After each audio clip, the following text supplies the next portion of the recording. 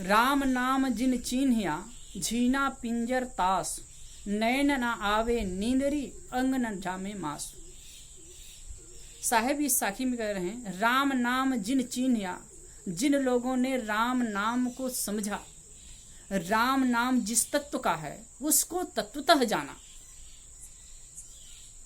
झीना पिंजर तास, उसका जो पिंजर है झीना हो जाता है, शरीर कमजोर कृशकाय हो जाता है, निर्बल हो जाता है, दुर्बल हो जाता है।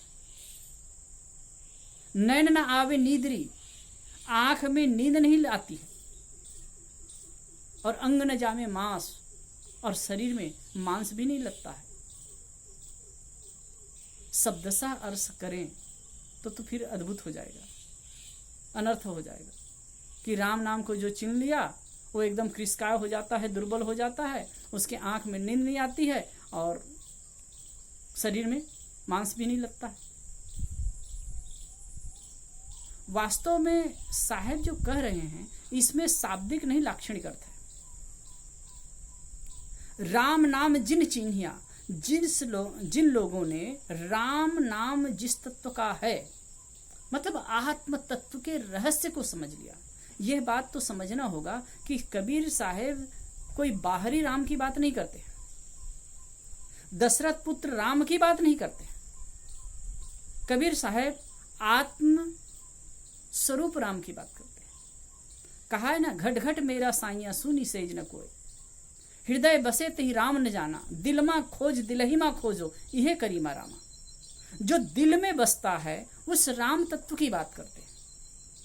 तो राम नाम जिन चीन्हिया, जिन्होंने आत्म तत्व को चिन्ह लिया, पहचान लिया, जो देह भाव से ऊपर उठ करके देह भाव से अलग आत्म भाव को समझ गया, जान लिया। झीना पिंजर तास, उसका जो पिंजर है झीना हो जाता है, मतलब शरीर दुर्बल, मतलब कि मन में वासनाएं नहीं रहती है, मन से वासना निकल जाती है, मन वासना से हट जाता है। अंग न जामे नींदरी, और आंख में मोह की नींद नहीं आती है, मोह की नींद आंख में नहीं आती है, मतलब मोह नींद में नहीं सोता है। और अंग न जामे मांस, पुनः मन में मांस नहीं जमता है, मतलब वासनाएं नहीं जमती है। स्वाभाविक सी बात है, हम अलंकार को छोड़ करके हम समझें, जो देह बुद्धि से ऊपर उठ करके आत्म भाव जिसका जागृत हो गया, आत्म भाव में जो रमने लगा, तो संसार के भोग वासना में पड़ करके अपने जीवन में उलझन क्यों लाएगा। सारा जो दुख, प्रपंच, तनाव, उद्वेग देह भाव को लेकर के, और देह भाव से जो ऊपर उठ गया, देह को मैं मानना सबसे बड़ा यह पाप है, सब पाप इसके पुत्र हैं, सब पाप का यह बाप है। आत्मानम चिद विजानी आदम स्मित एम स्मित किमिच्छन्न कस्य कमाए शरीरम मनुसंजुरेत, ये उपनिषद का मंत्र है। चेद विजाने आदम एम स्मित, जिसने आत्म तत्व को जान लिया,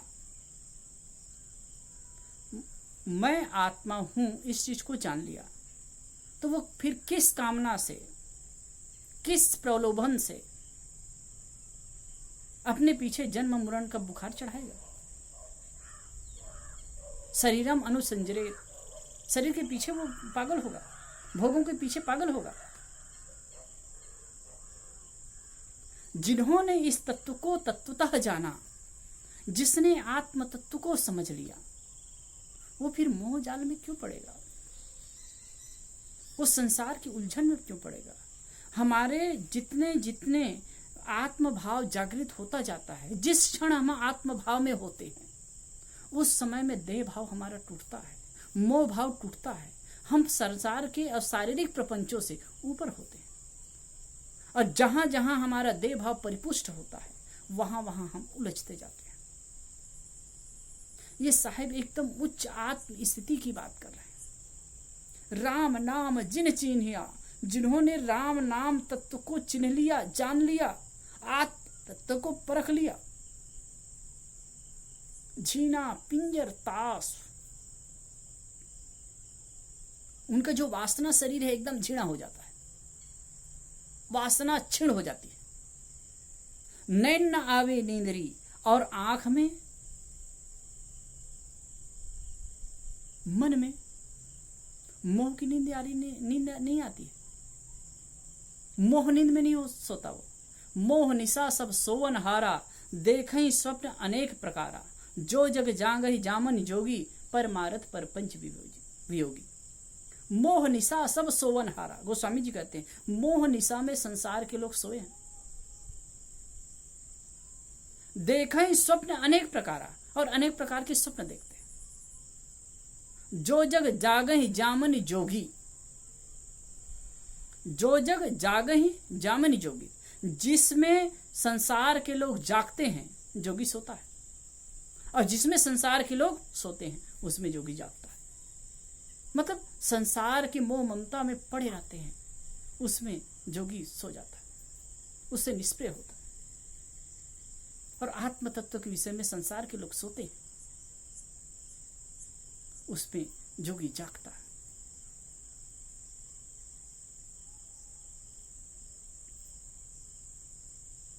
जानहि जीव जाग तब जागा, जब सब विषय विलास विरागा। कहते हैं जीव को जागा हुआ तभी जानना चाहिए जब सारे विषय विलास को छोड़ दे। विषयों के प्रति जो हमारी ममत्व है, हमारा जो ममत्व है, हमारी जो आसक्ति है, ये जो प्रबल हो जाती है, क्योंकि देह भाव हमारा पुष्ट होता है, देह भाव हमारा जागृत होता है। इसीलिए हम दैहिक प्रपंच में पढ़कर, संसार के प्रपंच में पढ़ करके उलझते हैं, देव आत्म भाव भूल जाता है। इसलिए साहब कहते हैं कि जो राम तत्व को जान लिया, आत्म तत्व को जान लिया, सत्य तत्व को जान लिया, जिसमें अस्तित्व बोध हुआ, जिसको अस्तित्व बोध हो गया, वह ऊपर हो जाता, देह भाव से ऊपर हो जाता है। उसकी वासना शरीर क्षीण हो जाता है, और मोह की नींद में वो नहीं सोता है। शरीर में पुनः वासना नहीं जमती, अंतःकरण में वासना के बीज इकट्ठे नहीं होते, वो उससे ऊपर हो जाता है।